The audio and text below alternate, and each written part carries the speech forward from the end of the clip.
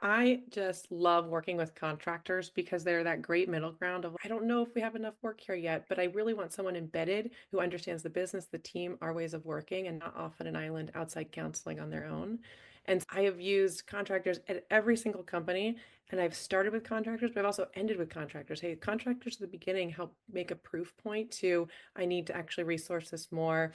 I've got high volume, we need to plug a hole. But contractors, after you already have a team built out, can be phenomenal around like volume control. Hey, we know the end of quarter, we're going to get a bunch of the same customer agreements, and sometimes it's unpredictable. I want to be able to have a lever I can pull, somebody I've already trained up in our template agreement who can just plug right in for that week and a half, 2 weeks when we're really busy end of quarter.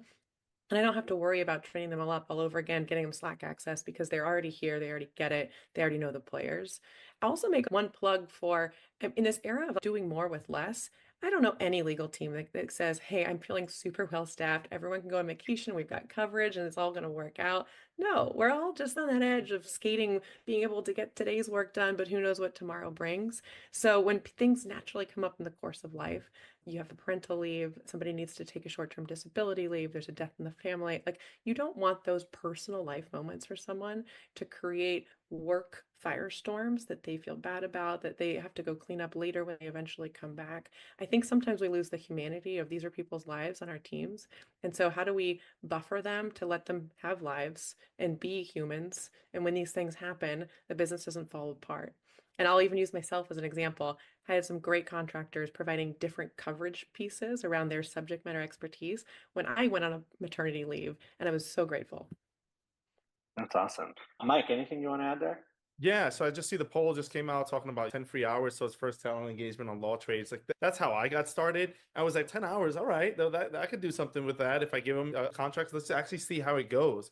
And I just love the idea of the on-demand legal talent. And we talked about maybe we talked about like perusing through resumes and setting up panels to interview folks, right? What I liked, especially with, and I did scour through a bunch of different companies and landed on Lawtrades just because I like that Similarly, I told them what we were looking for. They put a few people in front of me. We had the 15 to 20-minute chats with them, found somebody that was culturally aligned that I thought could do the job, and I had the availability. And then all I really had to do was bring them in and then give them a really good playbook.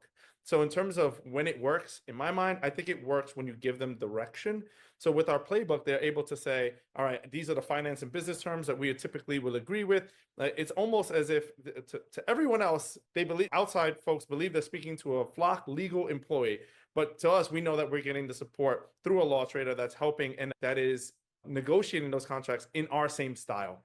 And I think that's important for continuity. And so far has been fantastic.